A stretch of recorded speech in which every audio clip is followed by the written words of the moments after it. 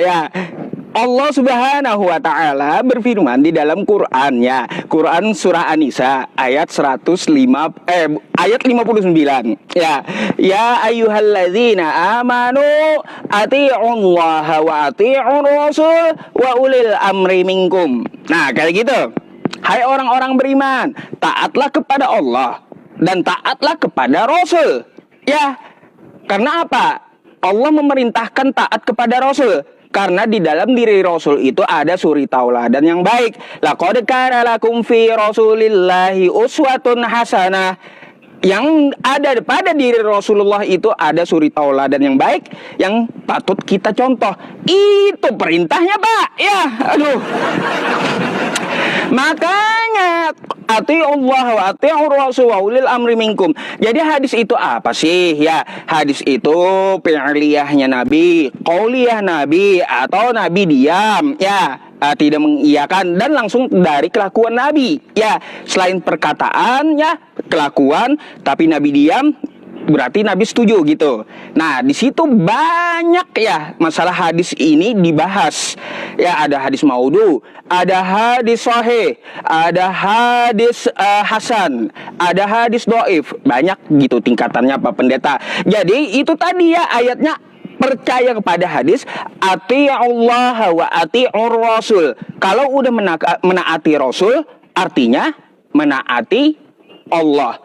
Maka kita mengikuti yang disebut dengan taat kepada Rasul ini dengan ceritanya, yaitu hadis. Nih dalilnya ya Pak Pendeta. Ya, anna Rasulullah sallallahu alaihi wasallam qala taraktu fikum amrain ma in tamassakum bihima lan tadillu abada kitaballahi wa sunnata rasulih. Rasulullah bersabda, ya teman-teman, aku meninggalkan dua hal di tengah kalian. Apa yang ditinggalkan Nabi? Selama berpegang pada keduanya, kalian tidak akan tersesat selamanya, yaitu Al-Quran dan hadis. Ya, gitu. Nah gitu Pak Pendeta. Ya, jadi ada perintah Allah untuk mengikuti Nabi Muhammad. Apalagi kalau saya bawakan Quran surah Ali Imran ayat 31. Qul in kuntum tuhibbunallah fattabi'uni yuhibbukumullah. Katakanlah, apabila kamu mencintai Allah maka ikuti sunnahnya Nabi Muhammad Sallallahu Alaihi Wasallam. Ikuti hadisnya Nabi Muhammad Sallallahu Alaihi Wasallam. Gitu Pak. Ali Imran 31 dan An-Nisa 59 jawabannya. Nah, sekarang dengar-dengar tentang permasalahan mana perintah Allah mengikuti hadis, saya jadi tergelitik untuk bertanya kepada Pak Pendeta.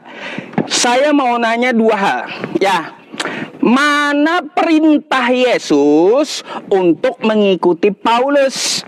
Dan mana perintah Yesus untuk mempelajari kitab Yohanes, Lukas, Markus, dan Matius? Nah, 4 itu ya. Mana perintah Yesus secara tertulis ya? Tertulis di kitab Anda. Ikutilah Paulus, ikutilah Yohanes, ikutilah Matius gitu catatannya ya. Nah, apakah ada verifikasi langsung dari Yesus untuk mengikuti kitab yang dikanonisasi oleh Kristen tersebut? Saya mau tahu, ya, ada nggak? Setahu saya, Lukas saja ya teman-teman, Lukas itu kayak bak wartawan loh. Ya, Lukas 1-3, Lukas itu wartawan. Ya, dia melakukan penyelidikan gitu, melalui kesaksian-kesaksian. Nah, kalau gitu, saya mau minta verifikasi langsung dari Pak Pendeta, ya, adakah Yesus memerintahkan, ikutilah Paulus, ikutilah Lukas, ikutilah Yohanes, ikutilah Matius, ikutilah Markus? Nah, tolong dijawab pakai data, di mana letak ayatnya? Terima kasih. Baik, edukasi di sini teman-teman ya. Iya. Oke. Sudah, Pak Ustadz, tekan aja. Belum muncul. Oke. Ya. Baik, baik teman-teman ya. Saya jawab dulu ya pertanyaan di mana verifikasi atau di mana Yesus memerintahkan untuk mengikuti Paulus ya. Baik. Teman-teman silakan buka dalam Kisah Para Rasul pasal yang ke-9 ayatnya yang ke-15. Saya bacakan firman Allah ini untuk Bapak Ibu Saudara ya. Tetapi firman Tuhan kepadanya, pergilah, sebab orang ini, yang dimaksud itu Paulus, sebab orang ini adalah alat pilihan bagiku untuk memberitakan namaku kepada bangsa-bangsa lain serta raja-raja dan orang-orang Israel. Ayat 16, aku sendiri akan menunjukkan kepadanya betapa banyaknya penderitaan yang harus ia tanggung oleh karena namaku. Jadi di mana verifikasi, di mana validasi bahwa Yesus memerintahkan untuk mendengarkan Paulus, untuk mempercayai tulisan-tulisan mereka di dalam Kisah Para Rasul pasal 9 ayat 15 dan 16. Itu secara tervalidasi ya. Pertanyaan sudah saya jawab, dan pertanyaan saya Pak Ustadz, Anda tadi menjawab di dalam Al-Imran 31. Saya baca dalam Al-Imran 31 tidak ada kata Muhammad. Di situ kul in kuntum dan selanjutnya artinya tidak ada. Kul, katakan, in kuntum, jika kamu. Nah, itu tidak ada sama sekali kata Muhammad. Kata Muhammad di situ adalah sebuah tambah-tambahan. Inilah yang Al-Quran pernah sebut dahulu. Sesungguhnya mereka menambah-nambahi firmanku. Mereka mengurang-urangkan firmanku. Ini yang Al-Quran kritik dari para orang-orang muslim sekarang, di zaman sekarang. Karena jelas-jelas kata Muhammad di situ tidak ada di dalam bahasa teks originalnya. Tidak ada kata Muhammad. Itu hanya tafsiran. Anda boleh menafsir, silakan, itu urusan Anda. Tetapi kita lebih berbicara kepada fakta bahwa Al-Imran, ikutilah Nabi. Nah sekarang yang kedua, yang kritik saya, yang mengkritisi Anda, ketika Anda berkata An-Nisa 59, taatlah pada Allah dan kepada Rasul. Ketika taat kepada Allah, ya saya coba buka ya An-Nisa 59, apakah ada Muhammad di situ? An-Nisa 59. Nah saya takut ini lagi mainan-mainan ini. Ini apa ya? Cuma ucapan-ucapan. Ah, benar teman-teman.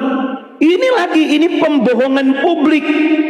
Ya, di sini tidak dikatakan ya ayyuhallazina amanu atihi ulakha wa atihur rasulullah.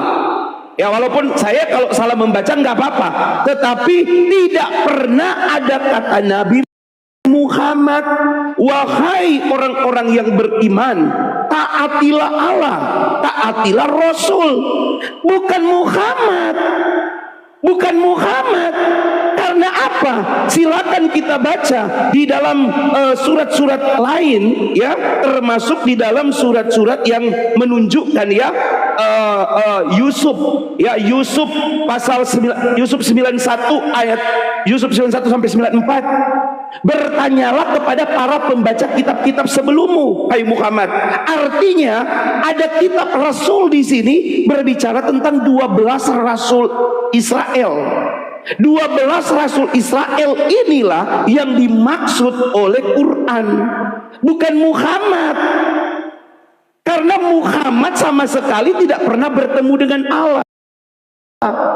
Karena itu Al-Quran ditunjukkan untuk pergi dan bertanya kepada Taurat, Injil, Zabur dan Taurat, Zabur dan Injil.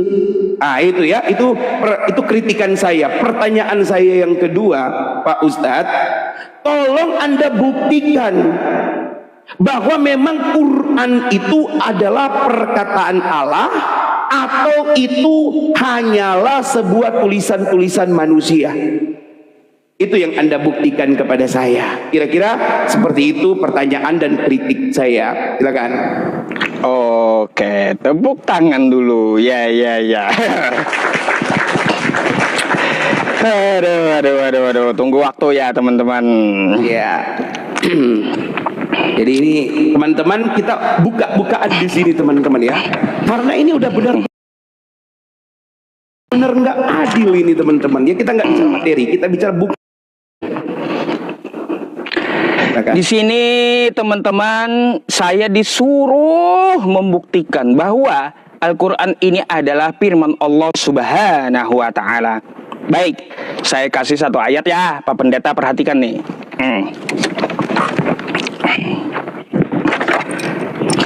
Wal bahril masjur, ya, atur ayat 6. Dan demi lautan yang dipanaskan, yang di dalamnya ada api.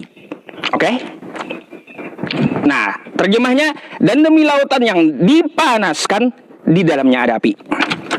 Pak Pendeta, kita tahu di abad ke-6 tidak ada teknologi ya. Oke?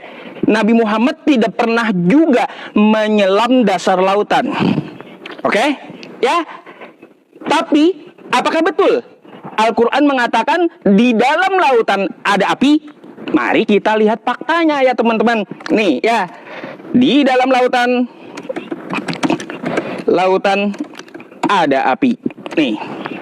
Banyak ya. Kalau saya search ya. Nih ya teman-teman. Nah, ya. Banyak ya penemuan-penemuan teknologi. Di dalamnya ada lava ya. Lava yang bara apinya panas di dalam laut. Nah, ya.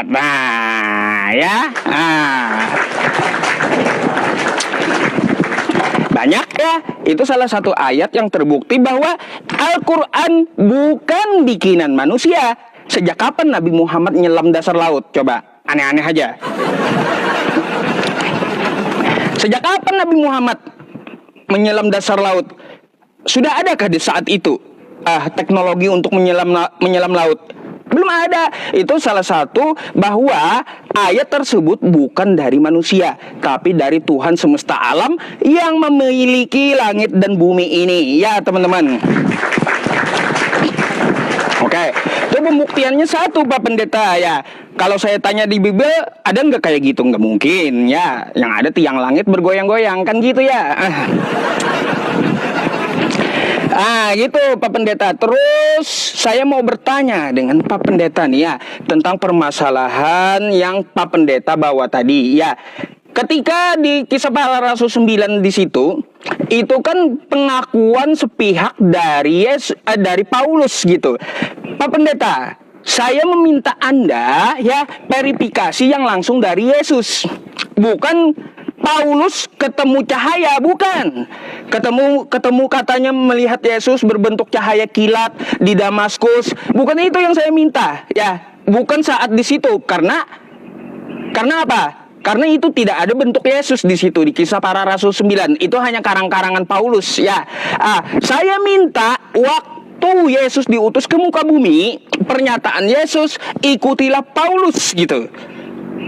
Ada nggak? Padahal Paulus dan Yesus ini tidak sejaman.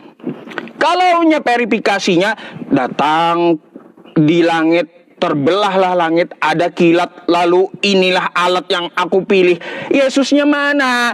Akulah Yesus, ngaku kayak gitu. Pak Pendeta, kata Paulus ya, Paulus sendiri berkata, iblis pun bisa menjadi malaikat terang. Kan gitu.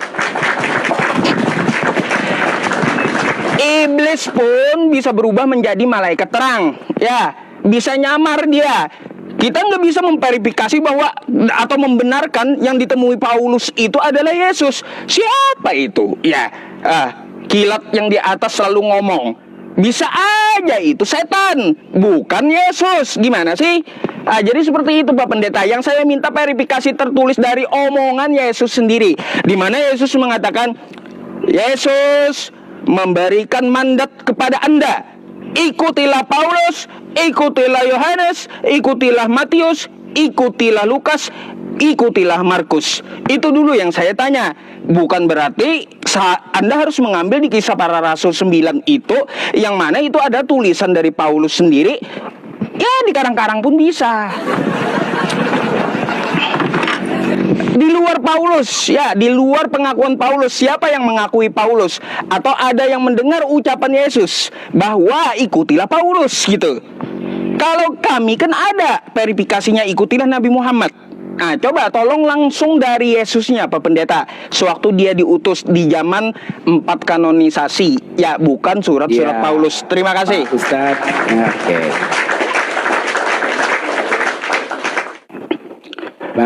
Baik ya teman-teman, tap layar teman-teman ya, tap layar biar kencangkan layar kita, dan jangan lupa dukung teman-teman ya. Baik. Oke, baik. Saya sangat senang sekali, tetapi Pak Ustadz Yusuf ini ngalor ngidul kalau menjawab. Saya sudah memperingatkan tadi di An-Nisa 59, Al-Imran 31. Saya sudah memperingatkan tadi, tapi Pak Ustadz tidak mencermati peringatan saya. Saya sudah mengatakan tadi, saya sudah membaca ayat tadi bahwa itu tambahan. Di situ dikatakan sungguh berbahaya, sungguh kafirlah orang yang menambah-nambahkan apa yang tertulis. Di situ kan di Al-Anisa 59, Al-Imran 31 tidak ada kata Muhammad. Anda ulang lagi di Al-Qur 6. Al-Qur 6 Anda banggakan lautan yang dipanaskan. Lautan yang dipanaskan dalam api itu tambahan. Tidak ada kata itu di dalam teks originalnya pun saya baca. Tidak ada itu api. Dalam api nggak ada. Itu cuma ada lautan yang dipanaskan. Bisa saja itu suatu suatu puisi yang disampaikan oleh para penulis. Karena begini teman-teman, Pak Ustadz bertanya, tulisan di dalam Kisah pasal 9 ayat 6 dan 7 itu bukanlah perkataan Yesus, tetapi itu adalah perkataan Paulus sendiri. Nah, saya bingung. Al-Quran sendiri pun bukan perkataan Allah. Kalau kita mau mirroring, Al-Quran itu bukan perkataan Allah. Ya. Kenapa? Karena Al-Quran itu adalah perkataan Jibril. Soal Jibril bilang itu dari Allah, itu urusan Jibril. Tetapi tidak ada verifikasi Allah berfirman kepada Nabi siapa, Allah berfirman kepada siapa. Kalau di dalam kekristenan, ya Allah berfirman kepada Paulus yang menulisnya Petrus. Ditulis juga di surat-surat Yohanes. Jadi mereka saling mengkonfirmasi. Ya. Mereka saling mengkonfirmasi. Di surat-surat lain Timotius juga mengkonfirmasi. Tetapi Al-Quran itu sama sekali blank, Pak Ustadz. Blank. Itu hanya perkataan Jibril. Kenapa saya menuduh bahwa itu bukan perkataan Allah dan tidak ada validasi satupun ayat bahwa Al-Quran itu divalidasi oleh Allah. Allah tidak pernah memvalidasi Al-Quran itu dari selamanya sampai selama-lamanya. Di mana saya bisa tahu? Mari kita buka, teman-teman. Mari kita buka Musnad Ahmad. Ya, teman-teman buka di rumah Musnad Ahmad 2775. Musnad Ahmad ini sohe. Ada juga di Bukhari 7008. Ya, tetapi di Musnad Ahmad itu lebih jelas. Di mana pengakuan Muhammad bahwa Jibril tidak mengenal Allah. Jibril, Muhammad berkata, Rasulullah bersabda. Jibril bertanya, bagaimana, apa itu Allah? Bahkan Jibril tidak pernah mengenal Islam. Jadi konsep tentang Allah, konsep tentang Islam itu adalah konsep Muhammad, bukan konsep Jibril. Ya, jadi kita mensangsikan ini. Kalau Anda bilang tadi ikutilah sebagaimana Anda tadi berkata di dalam An-Nisa 59, taatlah kepada Allah dan kepada Rasulnya. Ya, bukan Muhammad ya, taat kepada Allah dan Rasul, dan Anda menyatakan itulah Rasul, itu adalah Muhammad. Tetapi di sini Muhammad menyatakan bahwa di dalam Musnad Ahmad 2775 bahwa si Jibril tidak mengenal Allah, bukan Islam, bahkan dia terkesan kafir. Jadi apa yang Anda harus ikuti? Anda ikuti Allah atau Muhammad? Oke, itu jawaban kritik saya. Pertanyaan saya, Pak Ustadz, tolong Anda jelaskan validasi Allah, bahwa semua perkataan yang tertulis di dalam Al-Quran divalidasi oleh Allah secara langsung. Jangan divalidasi oleh Jibril, divalidasi oleh lain-lain, nggak boleh. Itu bukan begitu cara kerja diskusi. Validasi Allah, sebutkan kitabnya, silakan. Iya. Ingat pertanyaan Pak Ustadz, jangan lari dari pertanyaan ya. Iya. Silakan ditekan Pak Ustadz. Jadi saya mau mirroring teman-teman, dia minta. Gak apa-apa, bagus gitu ya. Pak Pendeta Yeremia yang terhormat ya. Waduh, ketika saya menyampaikan Al-Quran saya, di situ qul in kuntum tuhibbunallah fattabi'uni yuhibbukumullah. Di situ tidak ada kosakata Muhammad katanya. Pak Pendeta, makanya kalau belajar bahasa Arab ya, Anda nanti coba pelajari fi'il amar ya, fi'il madi, fi'il mudhari di situ. Itu fi'il amar, ada yang diperintah Allah. Siapa yang diperintah Allah untuk mengucapkan qul in kuntum tuhibbunallah? Yaitu Nabi Muhammad. Makanya qul, katakan hai Muhammad. Ya, kayak gitu. Gimana sih? Yang dimaksud itu adalah fi'il amar ya, kata perintah dari Allah untuk Nabi Muhammad agar mengatakan in kuntum tuhibbunallah, apabila kamu cinta kepada Allah, yuhibbukumullah, ikutilah sunnah nabinya. Jadi yang di dalam kurung Muhammad bukan berarti ada teksnya di situ. Itu adalah Pak Pendeta ya, adalah tata kaidah bahasa Arab untuk memperjelas namanya di tanda kurung itu ya. Oke? Jadi memang tidak ada kosakata teksnya itu di Ali Imran 31 qul Muhammad.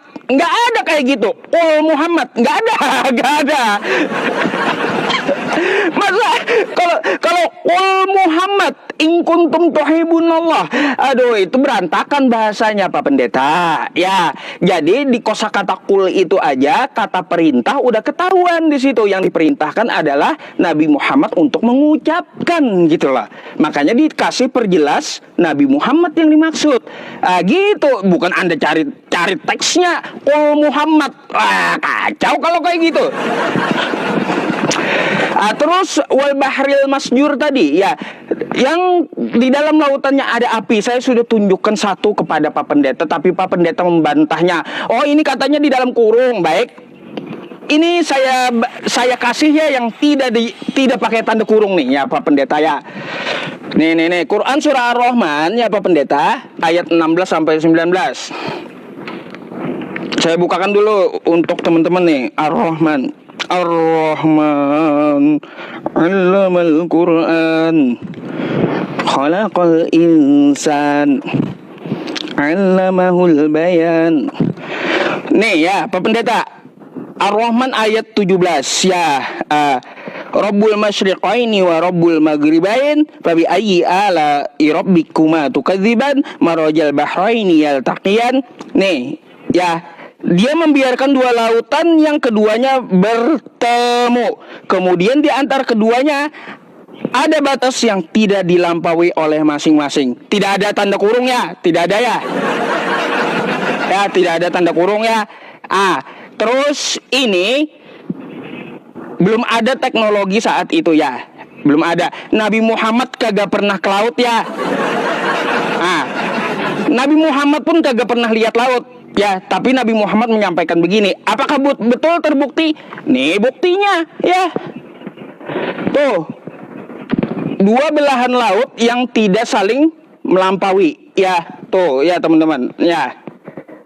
Padahal Nabi kita ya, Nabi kita kagak pernah ke laut, ke tengah laut pada saat itu ya. Ah, itu apa pendeta? Salah satu bukti bahwa Al-Quran ini bukan bikinan manusia gitu.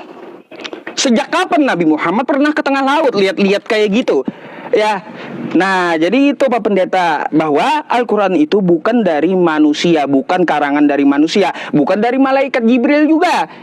Malaikat Jibril itu hanya menyampaikan yang perlu disampaikan gitu. Dalilnya di mana? Quran surah An-Najm tuh ya. In huwa illa wahyu yuha 'allamahu syadidul quwa. Tuh dalilnya An-Najm ayat 5. Bukan dari malaikat Jibril, bukan dari nafsu Nabi Muhammad, tapi memang firman dari Allah. Kalaunya Nabi Muhammad berdusta, maka Nabi Muhammad itu akan mati saat itu juga. Al-Haqqah ayat 44 sampai 48. Ah gitu ya.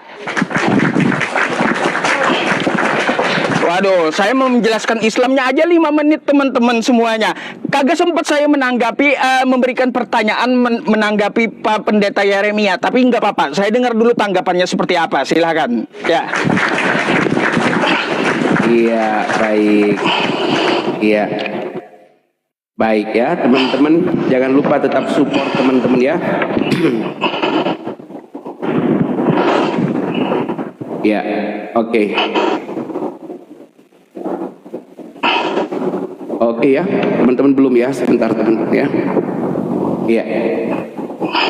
Ya, jadi begini Pak Ustadz ya, kita ini berdua meskipun Anda senior dalam dunia diskusian, saya baru 2-3 tahun terakhir ini, tetapi saya melihat Anda tidak memahami inti dari maksud pertanyaan. Sebuah pertanyaan. Di sini sudah jelas-jelas saya mengatakan Anda tadi membawa di surat Al-Rahman 17 dan lain-lain, itu urusan kalian. Tetapi yang saya katakan bahwa ada sebuah ayat di An-Nisa 59, Al-Imran 31, sebuah tambahan ayat ya, untuk menegaskan bahwa itu Rasul Muhammad, walaupun ayat itu tidak mencatat demikian. Itu pertanyaan, itu adalah kritik saya. Dan Anda bawa di Al-Rahman itu urusan lain. Artinya ada 2 surah yang Anda sebutkan ke saya, itu dapat dipertanyakan keasliannya. Dan yang kedua yang saya tanyakan tadi kepada Anda, seperti pertanyaan Anda tadi, kita jangan terlalu ngalor ngidul di sini, Pak. Kita jangan terputar-putar aja di sini. Kita progresif dong, Pak. Saya bertanya kepada Anda tadi, di mana validasi yang sama, tuntutan yang sama, yang lebih hebat daripada perkataan Yesus kepada Paulus secara langsung, tidak berantai. Jadi pesan Yesus kepada Paulus dalam Kisah pasal 9 ayat 15 tadi, dan ayat 15 dan 16 itu bukan kisah berantai, bukan sambung dari sipulan satu ke sipulan ini, bukan, tetapi itu direct langsung kepada Paulus, kepada seseorang. Itu pernyataan. Nah, Anda mengkritisi itu tadi, Anda mengkritik saya bahwa itu kan tulisan dari Petrus, itu kan bukan tulisan langsung daripada Yesus. Yesus nggak pernah menulis dalam kitab suci kami. Yesus nggak pernah menulis. Seperti yang saya katakan tadi, ya, kitab suci kami itu 2 Yohanes 1 ayat 1, apa yang kami lihat, ini kata rasul-rasul, apa yang kami lihat, apa yang kami dengar, apa yang kami raba, apa yang kami pegang, apa yang kami saksikan, itu yang kami tuliskan kepadamu. Jadi itu yang Yesus bikin apa mereka tulis, Yesus bikin apa mereka tulis, Yesus bicara apa mereka tulis, ketika Yesus bersuara dari sorga mereka tulis. Begitu. Nah, apa pertanyaan saya yang sama begitu? Makanya saya belum bisa progresif ini. Saya belum bisa maju ke depan ini. Saya masih menuntut Anda untuk menjawab pertanyaan saya. Saya minta tunjukkan data yang sama, di mana Allah berbicara kepada Muhammad secara langsung mengatakan bahwa dia adalah nabiku. Kalau dia, saya sudah bilang tadi, kalau dia hanya berbicara kepada Muhammad lewat Jibril di Musnad Ahmad hadis Sahih 2775, tolong dicatat itu Pak Ustaz, jangan Anda tidak mencatat. Di Musnad Ahmad 2775, di situ Jibril mengakui tidak pernah bertemu Allah. Jibril mengakui dia bukan Islam. Jibril bahkan tidak tahu apa itu Islam. Bahkan Jibril tidak ngerti bagaimana sih harus berbicara dengan Allah, bagaimana menjadi Islam yang kafah, yang Islam yang taat. Itu tidak ada. Jadi saya menuduh di sini bahwa konsep tentang Islam, konsep tentang Allah, konsep-konsep tentang kenabian itu adalah konsep diri sendiri daripada Muhammad. Makanya saya minta kepada Anda buktikan di mana validasi Allah secara langsung yang seperti validasinya kepada Paulus. Begitu supaya kita apple to apple. Jangan Anda bertanya bahwa Yesus tidak memvalidasi karena itu tulisan Petrus. Nah, sekarang saya tanya, silakan validasi.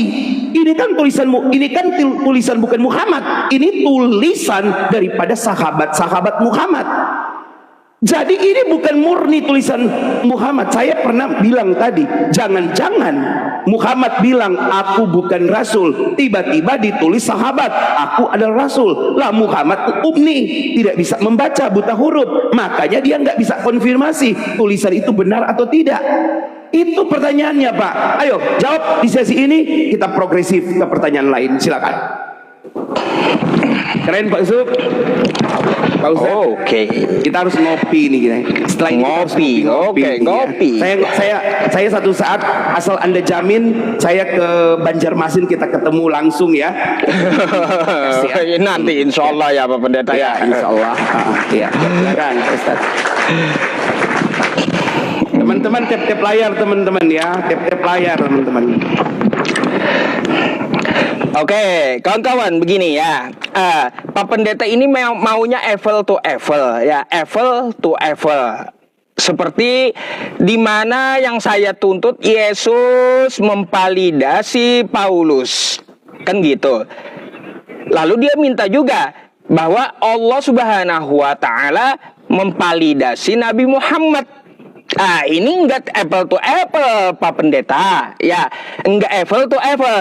Pertama gini, saya udah katakan di masa yang lalu bahwa Tuhan semesta alam itu bukanlah makhluk gitu, dan sifatnya la tudrikuhul absar, dia tidak dapat dilihat dengan mata telanjang. Oke? Sedangkan Yesus, dia bisa ngomong gitu, dan turun selama 33 tahun di Israel. Seharusnya ada dong validasi dari omongan Yesus gitu. Bukan Anda mencari validasi dari Allah Subhanahu wa Ta'ala. Kalau validasi dari Allah Subhanahu wa Ta'ala, Anda juga bisa dapat membuka ya di dalam Al-Qur'an, Quran surah Al-An'am ayat 115 nih. Saya bukakan dulu ya teman-teman. Al-An'am 115.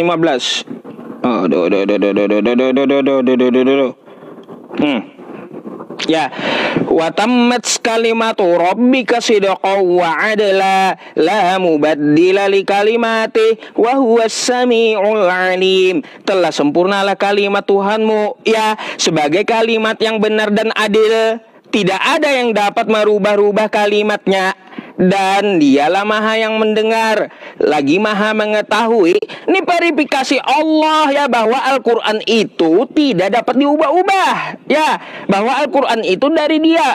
Sampai sekarang sehebat apapun manusianya Pak Pendeta Yeremia, tidak akan ada yang bisa mengubah Al-Quran. Itu verifikasi Allah ya.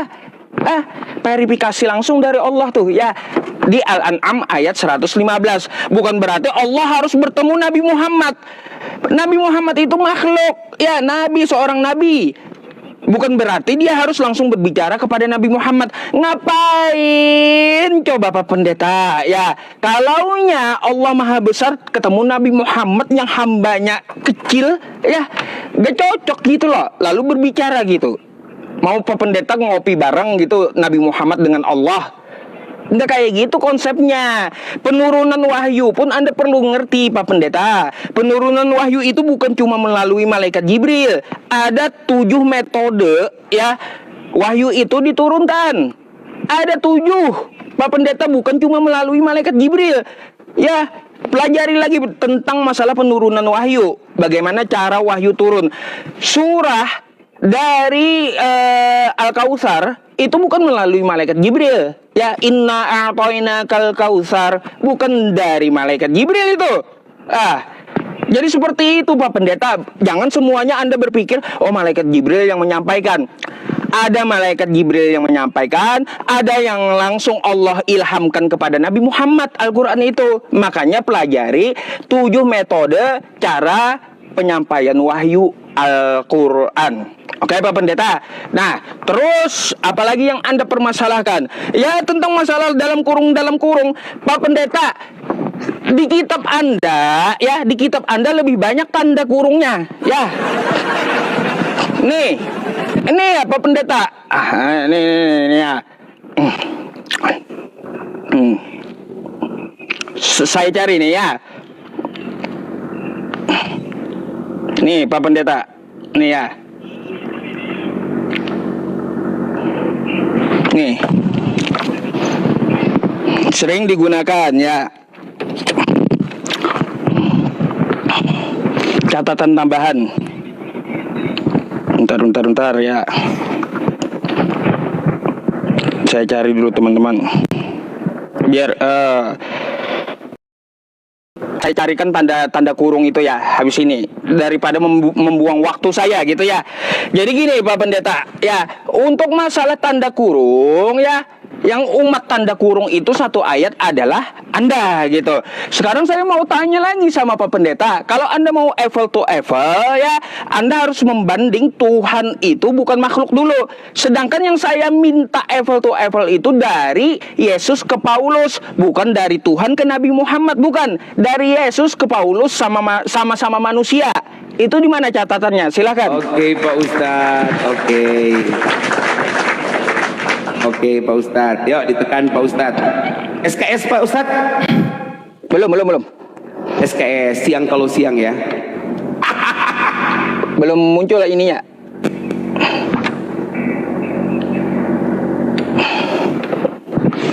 Silakan. Oke, kembali lagi kita mundur dari pembicaraan ini. Selalu kita mundur.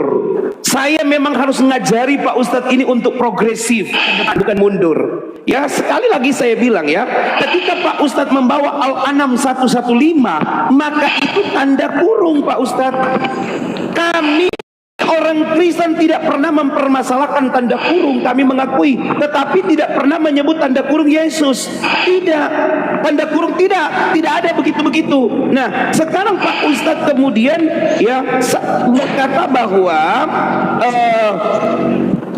Allah tidak pernah mungkin bisa berfirman kepada Rasulullah Muhammad karena ada perbedaan, yang satu makhluk dan yang satu kholik.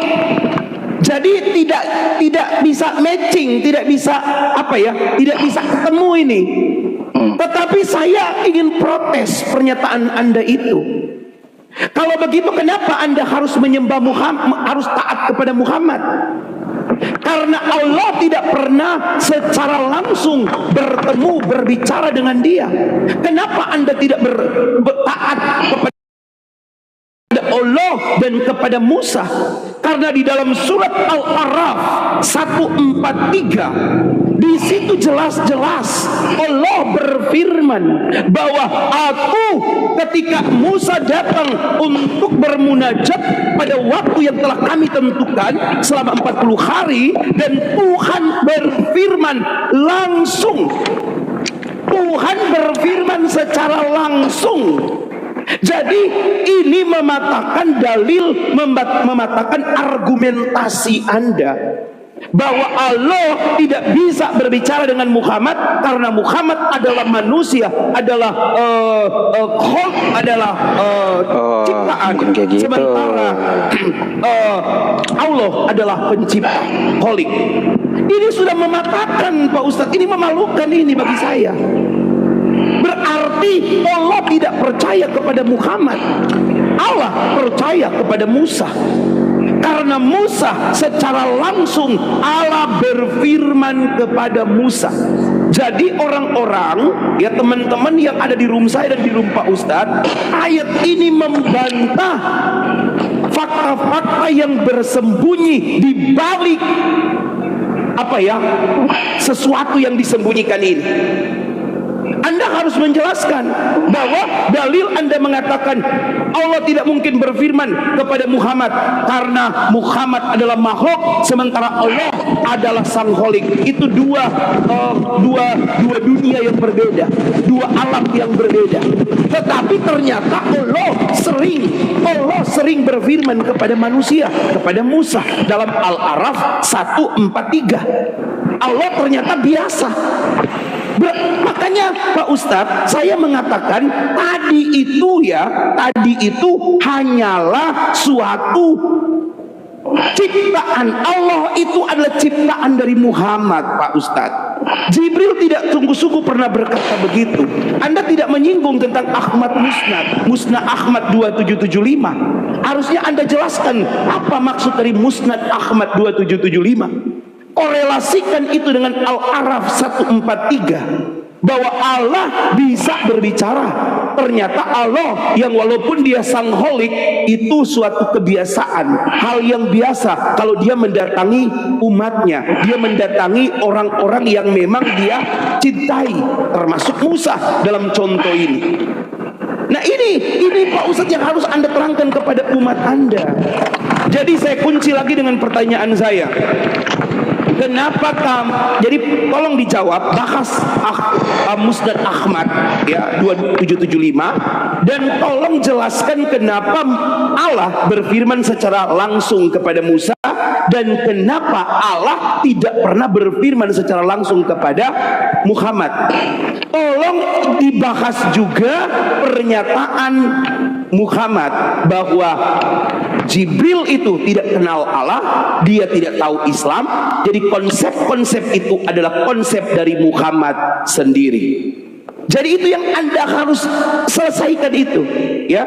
Anda tadi bilang dalam kurung, kami tidak menyangkal itu ada dalam kurung, tetapi kami meminta data ini harus Anda jelaskan, ya teman-teman, begitu ya. Silakan Pak Ustadz dijelaskan itu.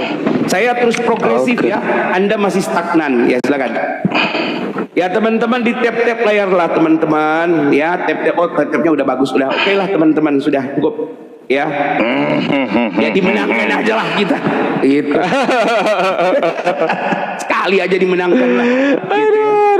Tapi gini Pak Ustadz, yang nonton di saya itu banyak orang Muslim loh Pak. Kalau masa itu banyak orang Muslim tuh. Ini di tempat saya 15.000. 15.000 kebanyakan Kristen juga Pak. Oh gitu ya. Iya. Iya. Jadi tertukar jemaah kita ini, jemaat kita tertukar rupanya. Iya, tertukar, salah kamar mereka Pak. Ya. Salah kamar, iya. Ya udah Pak Ustadz. Aduh. Terus kita progresif ya, tolong Pak Ustadz, kita progresif, kita maju ke depan Pak. Ya silakan.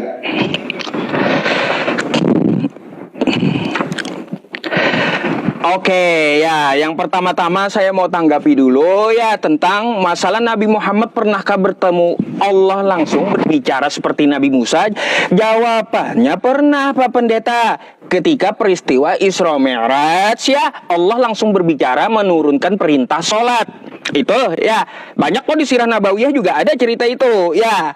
Jadi seperti Nabi Musa, Nabi Muhammad langsung berbicara dengan Allah di Sidratul Muntaha. Ya, Pak Pendeta, di situ Nabi Muhammad langsung berbicara, menerima perintah langsung sholat 5 waktu. Itu ya, tuh yang pertama. Surahnya di mana? Ayatnya di mana? Al-Isra ayat 1. Terus Quran surah An-Najm. Wan najmi idza hawa ma dalla sahibukum wa ma gawa wa ma yantiqu 'anil hawa in huwa illa wahyu yuha 'allamahu syadidul quwa dzu mirratin fastahwa wa huwa bil ufuqil a'la. Tuh dalilnya ya. Kalau bahwa Nabi Muhammad peristiwa Isra Mi'raj langsung berbicara kepada Allah, ya di situ Quran surah An-Najm itu dalilnya. Kalau ini berbicara pernah Pak Pendeta, ya. Tapi kalau yang Anda minta verifikasi langsung dari Allah kayak gitu ya, Al-Quran aku verifikasi langsung, Nabi Muhammad berbicara dengan Allah, ya kagak ada kayak gitu prosesnya. Kagak ada, pasti melalui firman, metode pewahyuan gitu. Kalau yang langsung ketemu dengan Allah berbicara langsung itu validasi tentang masalah perintah sholat saja, ya. Tapi kalau untuk validasi Al-Quran melalui jalur lain, yaitu penyampaian wa tammat kalimatu rabbika sidqa wa adla la mubaddila li kalimati wa huwas samiul alim, melalui pewahyuan validasinya. Jadi gitu. Tuh tanggapan saya terhadap jawaban Anda. Cari apple to apple ya, seperti Yesus manusia, Paulus manusia. Seharusnya mereka bisa bertemu.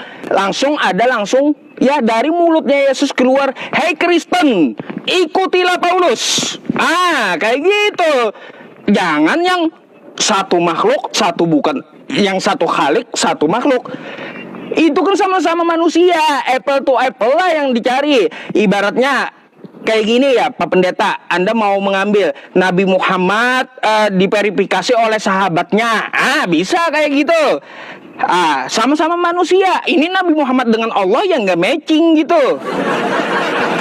Nggak matching ya. Yang cari yang sama-sama manusia, nggak apple to apple, itu perbandingannya. Tapi saya udah jelaskan gitu ya kepada anda ya Pak Pendeta, bahwa jangan membanding apel dengan jeruk. Allah bukan makhluk masalahnya.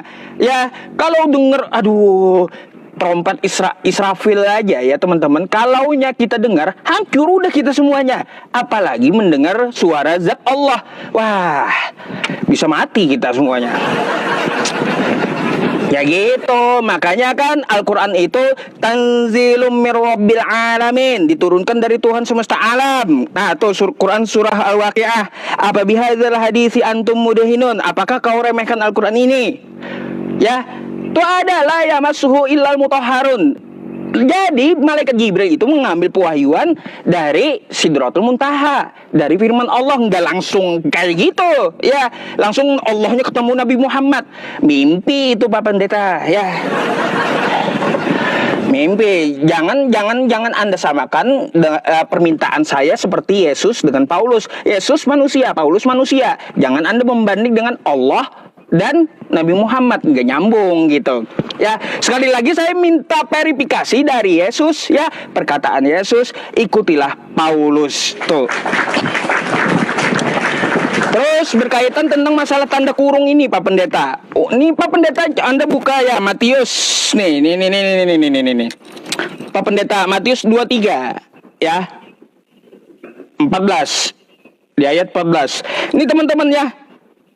Tanda kurung dulu ya. Baru awal ayat tanda kurung, akhir ayat tanda kurung. Jadi kenapa ini Pak Pendeta? Coba jelaskan dari mana ini timbulnya. Kok satu ayat tanda kurung Pak Pendeta? Ini macam mana maksudnya? Saya nggak ngerti loh ya.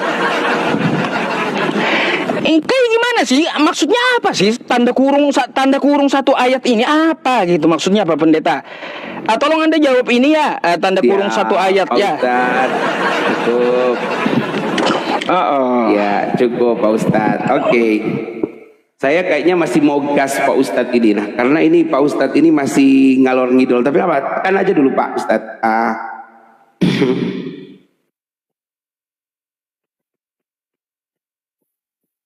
Iya. Jadi begini teman-teman, saya jelaskan tentang Matius pasal 23 tadi. Di dalam Kristen, kitabnya Alkitab, kenapa ada tanda kurung? Itu menunjukkan pengambilan ayat tersebut itu di dalam manuskrip yang berbeda dengan manuskrip kebanyakan di surat Matius. Jadi manuskripnya berbeda, tetapi tujuannya sama, cuman manuskripnya aja yang berbeda. Makanya dikasih tanda kurung, karena sumber manuskripnya itu tidak sama dengan manuskrip kebanyakan dari kitabnya Matius yang ditulis itu. Jadi itu bukan tambahan, itu untuk mengidentifikasi ada manuskrip berbeda. Begitu dalam tanda kurung di dalam kekristenan, bukan tambahan. Tidak seperti Anda di dalam Al-Quran itu benar-benar adalah tambahan, ya. Oke, saya menjawab tentang pernyataan Anda tadi bahwa ternyata Muhammad juga pernah bertemu dengan Allah di Al-Isra 1, peristiwa diperjalankannya Muhammad dari Masjidil Haram ke Masjid Al-Aqsa. Meskipun Pak Ustadz udah capek mau jawab ini, tapi saya cuma mau ingatkan para penonton yang terkasih, baik di room Pak Ustadz maupun di room saya. Ya Pak Ustadz nggak perlu tanggapi ini, tapi saya cuma mau kasih kebenarannya.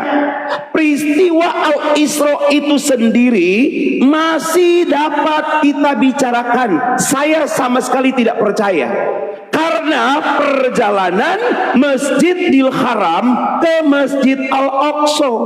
Masjid Al-Aqsa, teman-teman silakan klik di Google, itu dibangun tahun 802, di mana 200 tahun setelah Muhammad mati. Jadi tidaklah mungkin ada Masjid Al-Aqsa. Oh, Al-Aqsa itu tempat, wah itu bisa kita bicarakan nanti.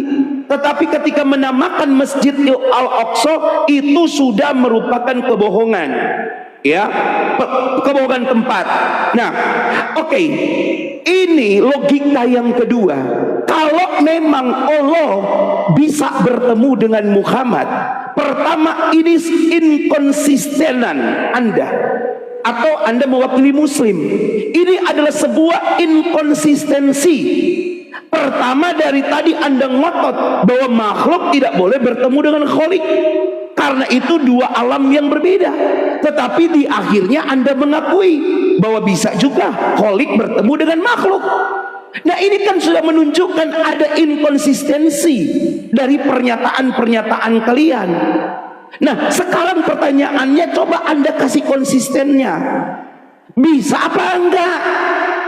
Oke, itu yang saya kritisi. Yang saya kritisi selanjutnya adalah ketika Anda meminta verifikasi, ya. Sebenarnya Anda jujur aja Pak Ustadz. Jujur itu seperti ini, Pak Pendeta atau Sayor Naratuama atau Yeremia, ya kan? Ya silakan kita bicarakan kitab suci, baik kitab suci. Ya, kalau itu sudah dikatakan Yesus berbicara, Kisah pasal 9 ayat 67, ya sudah selesai. Jangan lagi kita menganggap, oh saya tidak percaya. Lah kalau saya tidak percaya pakai data.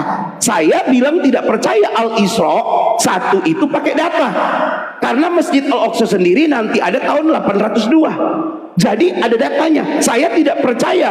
Kenapa Anda bilang tadi Muhammad tidak bisa berbicara, Allah tidak bisa berbicara dengan Muhammad karena Khalik dan ciptaan. Tetapi ternyata Anda sudah membuktikan sendiri bisa kok ketemu. Jadi ini adalah Quran, ini sebenarnya adalah pernyataan-pernyataan Muhammad. Oke, dan Anda bilang kok bisa dikonfirmasi? Sahabat-sahabat bisa mengkonfirmasi Muhammad, Muhammad bisa mengkonfirmasi sahabat. Maaf, Muhammad Rasulullah itu ummi, buta huruf. Jadi dia tidak bisa mengkonfirmasi tulisan-tulisan para sahabat. Tapi saya mau bandingkan ya, teman-teman baca di dalam Lukas pasal 24 ya.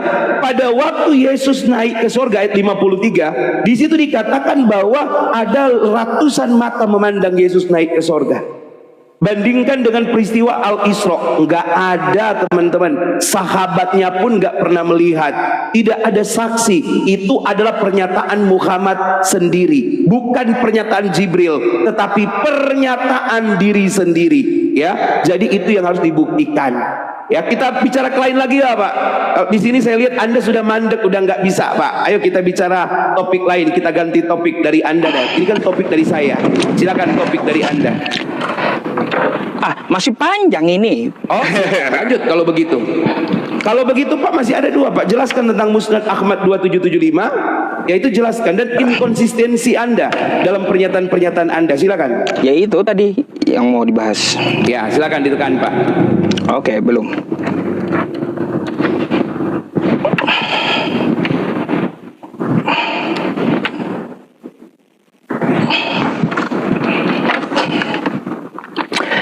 Baik teman-teman semuanya, saya akan tanggapi dulu ya apa yang dikatakan oleh Pak Pendeta ini ya.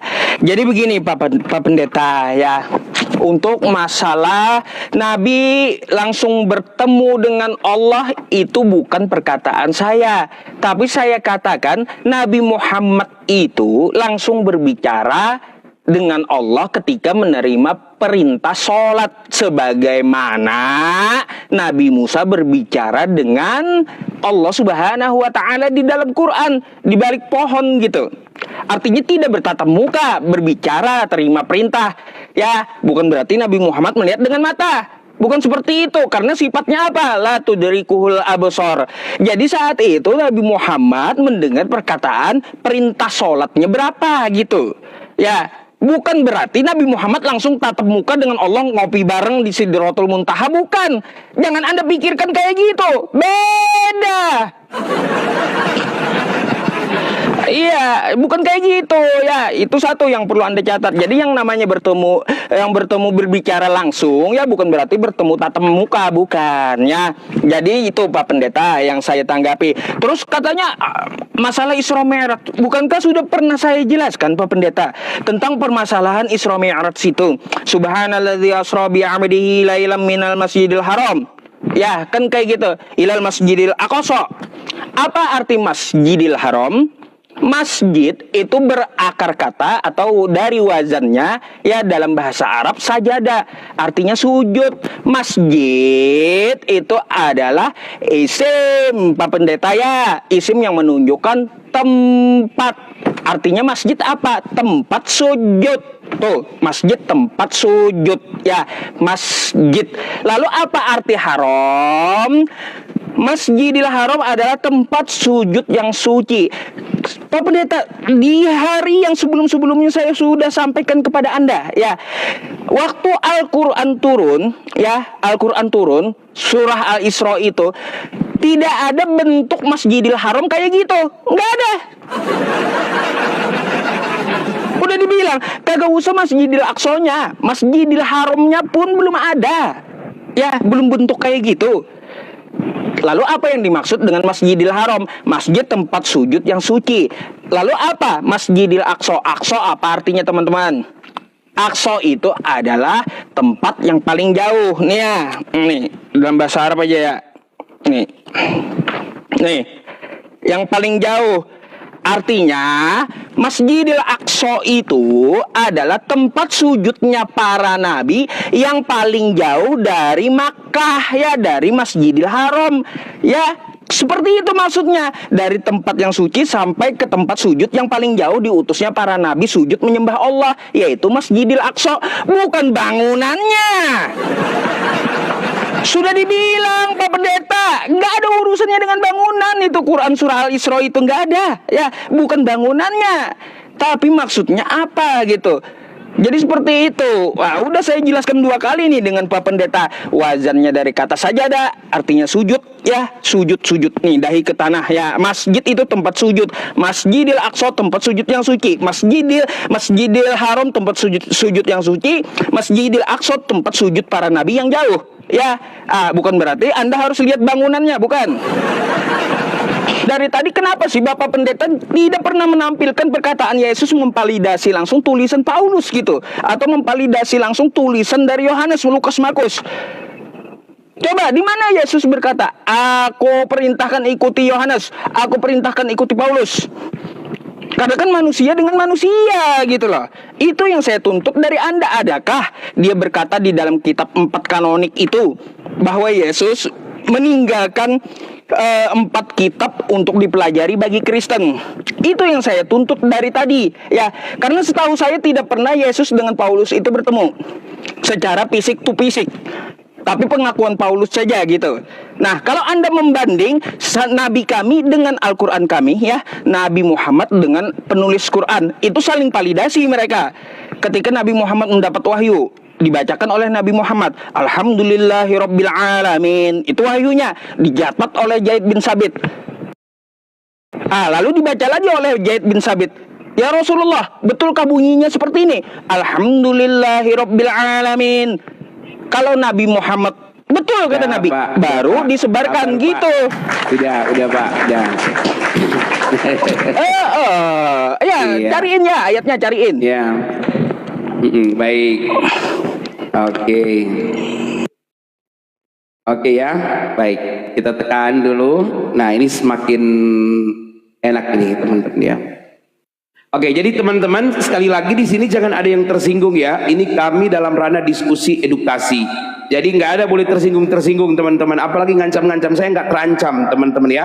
Jadi jangan pernah ngancam saya, jangan pernah kalian mencoba-coba untuk mempengaruhi saya. Nggak ada. Saya dengan Pak Ustadz ini baik kami hubungannya. Ini dalam ranah diskusi. Oke, jadi dari tadi Pak Ustadz saya sudah bilang Alkitab itu berdasarkan apa yang kami lihat, apa yang kami dengar, apa yang kami rasakan, apa yang kami raba, apa yang kami saksikan, itulah yang kami tuliskan kepadamu.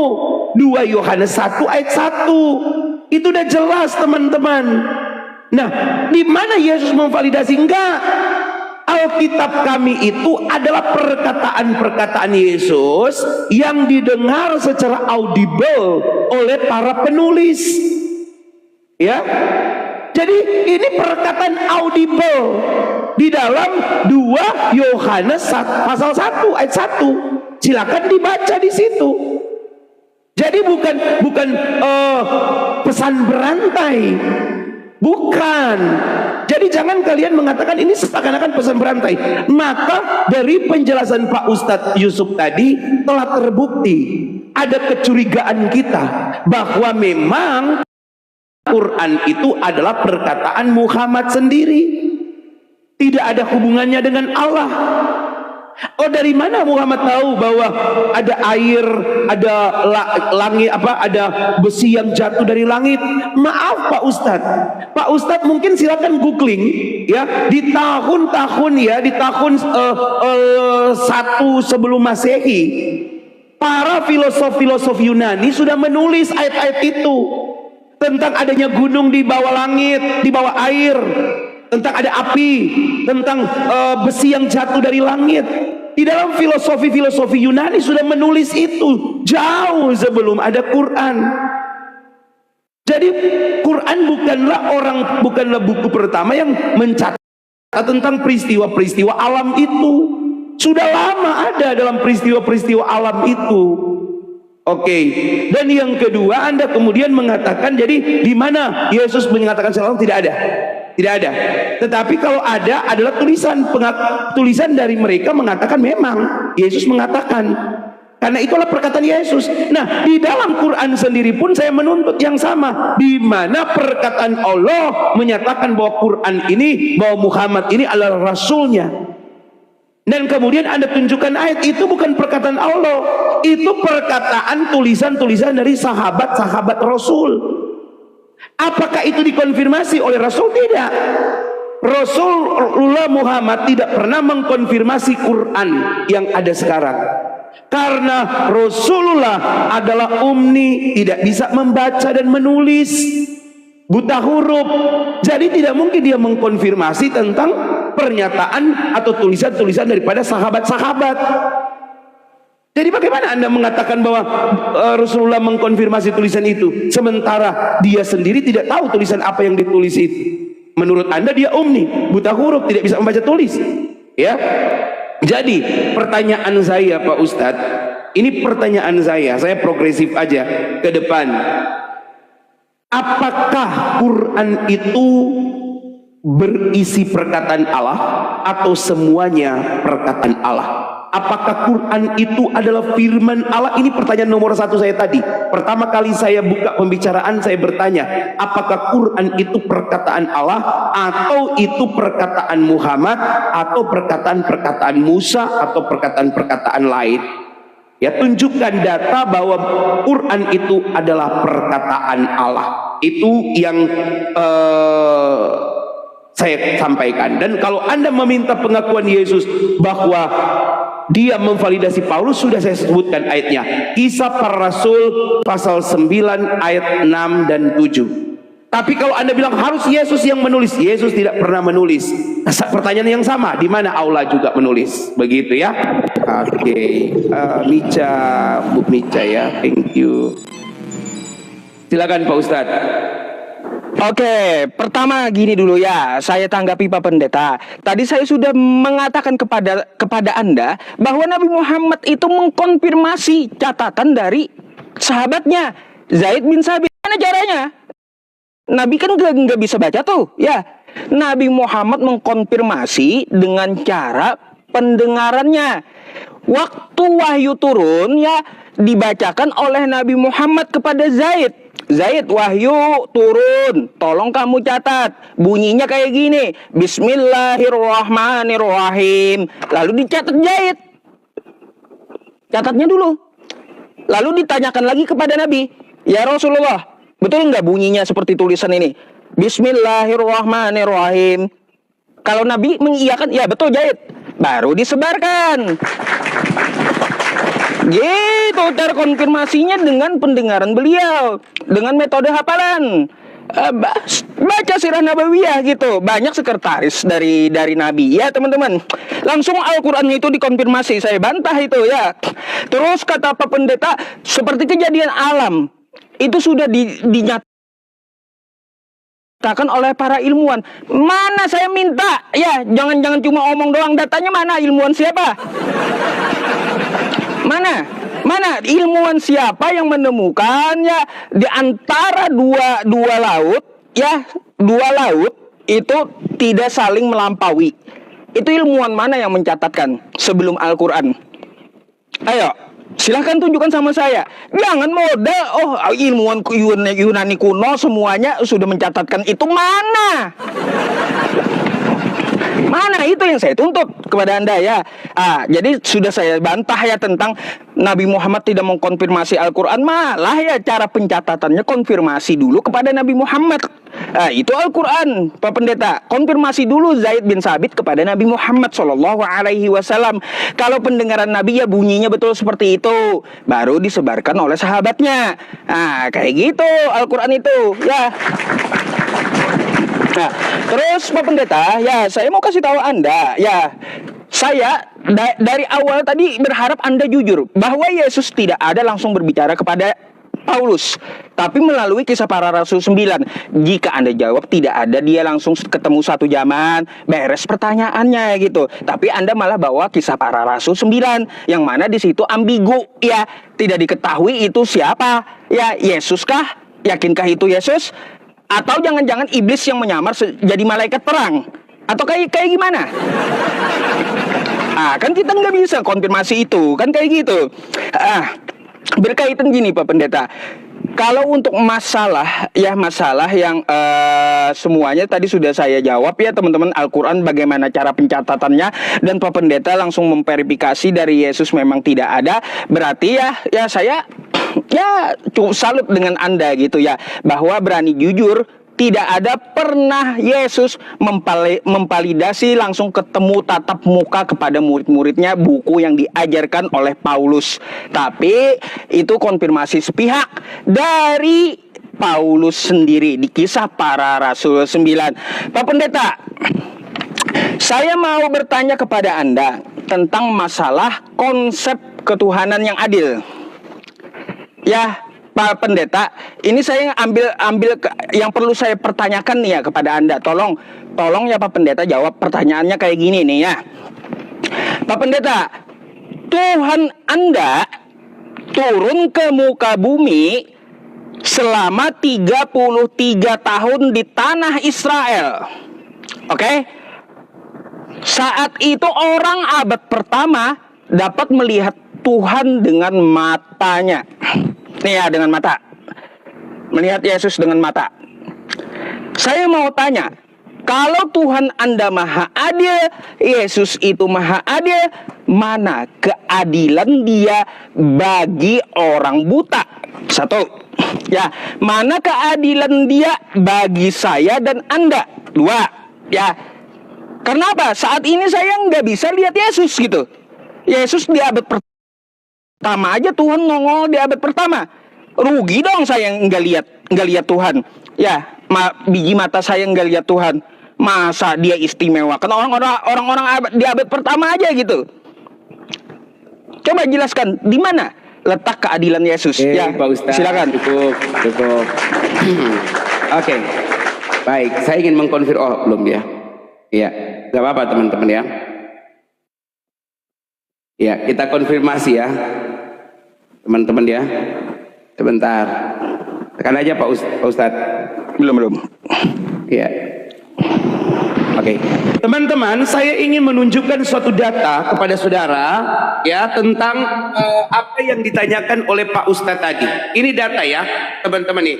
Besi ini untuk bermanfaat bagi manusia. Besi turun. Kalau turun dari mana? Turun dari atas. Dari atas. Pak, turun dari atas ke bawah. Ternyata NASA aja udah berani bilang, besi yang ada di bumi itu awalnya semua berasal dari benda-benda langit yang jatuh ke bumi ketika bumi baru terbentuk. Teman-teman baca buku dengan judul The Story of Chemistry halaman 22, kemudian ada juga buku Origins and Development of Applied Chemistry halaman 86 sampai 87, dan buku dengan judul The Spirit of Ancient Egypt halaman 72.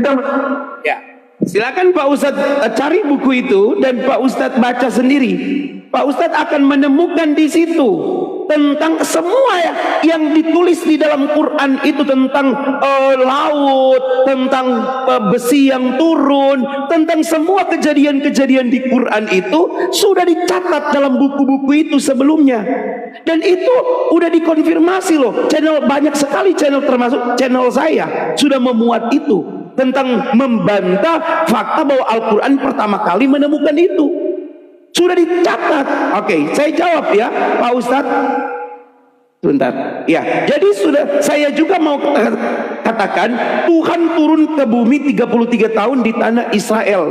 Di mana keadilan Tuhan bagi orang buta? Maaf Pak Ustadz, Anda harus paham, Yesus setiap kali dia bertemu dengan orang buta, namanya Bartimeus salah satunya, orang buta dicelikkan matanya oleh Yesus, dipulihkan, disembuhkan, bisa melihat Yesus. Tidak ada orang buta yang ketika ketemu Yesus menjadi buta terus. Tidak ada, dia langsung melihat. Dan kemudian kalau itu pertanyaannya, orang mati pun tidak bisa luput. Yesus membangkitkan orang mati itu untuk melihat Yesus. Karena ketika Yesus membangkitkan orang mati, Yohanes pasal 11, dia berkata, supaya kamu melihat kemuliaan Allah, supaya kamu melihat dia. Nah Pak Ustadz, Pak Ustadz tidak pernah melakukan mujizat seperti itu. Tidak pernah ada Allah yang ditulis di dalam Quran sanggup melakukan mencelikkan mata yang buta, membangkitkan orang mati, menyembuhkan orang sakit. Itu enggak ada. Hanya ada dalam Yesus Kristus yang mampu melakukan itu. Oh, bagaimana kami orang Indonesia sementara Yesus ada di Israel? Itu sebabnya Alkitab berkata, Matius pasal 28 ayat 28, Matius 16 ayat 16, pergilah, beritakanlah Injil ke segala makhluk, ke seluruh bumi. Siapa yang percaya, dibaptis, bertobat, diselamatkan. Kalau sudah datang dan kalian tidak percaya, kalian akan dihukum. Yohanes 3 ayat 19. Inilah hukuman kekal itu, yaitu mereka tidak mau percaya dalam namanya. Jadi Pak Ustadz, perlu Anda ketahui bersama, bahwa Yesus telah melakukan mekanisme seperti itu. Sama juga, kenapa Muhammad selama 40 tahun dia ada selama 56 tahun dia ada di bumi, kenapa dia nggak datang ke Indonesia? Sama pertanyaannya, kenapa dia hanya ada di Arab? Jadi kalau mau bertanya itu, lihat diri sendiri dulu. Ya, sama pertanyaan Anda tadi, ketika Anda katakan di mana validasi tentang Yesus? Tidak ada. Anda kemudian, oh ya tidak ada. Lah, validasi Allah tentang Muhammad juga di mana? Tidak ada. Hanya saja kalian tidak mau jujur. Nah, yang kedua yang saya ingin sampaikan kepada Pak Ustadz, ya, perhatikan baik Pak Ustadz, ya, perhatikan ini baik, bahwa apapun yang ditulis di dalam Al-Quran itu bukan pernyataan Allah, tapi itu adalah pernyataan Muhammad. Anda bilang, Sahid bin sahabat Rasulullah membacanya kemudian mengkonfirmasi, Nabi Muhammad mengkonfirmasi. Mana tahu bahasa itu diselewengkan oleh mereka. Mereka menyelewengkan itu, membacanya tapi menulisnya berbeda, kan nggak ada yang tahu. Dan itu tidak bisa Pak Ustadz, tidak bisa Anda konfirmasi. Ya teman-teman, maaf Pak Ustadz, saya ada tamu tengah malam datang ya untuk mengkonfirmasi sesuatu yang sangat penting. Jadi saya mundur diri Pak Ustadz. Nanti kita lanjutkan besok. Ini ada 2 tamu sudah datang menunggu saya. Baik, nggak apa-apa. Panggil saya. Saya mau langsung turun ya, boleh ya, teman-teman ya. Besok kita sambung ya. Nanti DM aja Pak Ustadz. Pak Ustadz tidak mau DM saya, udah benci sama saya biasanya. Karena Oke, nanti kita DM aja untuk sambungnya. Oke. Oke Pak Ustadz. Ya shalom teman-teman, terima kasih untuk dukungannya ya. Shalom. Ada tamu katanya. Padahal saya mau jawab ya teman-teman. Nah, banyak konfirmasi itu banyak ya. Aduh. Nih 21K panas pengikut Edis ya. Ini belum naik lagi nih sampai 40K, belum naik ya. Coba ini pengikut Edis, lihat ya biji mata kalian tuh ya. Oh, Edis 20.000. Nah, baru setengahnya dari saya tuh. Oke. Makanya ya teman-teman, kalau kau banding saya dengan Edis itu seujung kuku saya cuma ya. Ada. Nih ya 21.000 tuh ya. 20.000 tuh manusianya ya. 22.000 tuh manusianya ya. Bayangkan panas penyembah Edis ya. Ayo penyembah Edis naik. Saya naikin penyembah Edis ya. Ada. Bentar.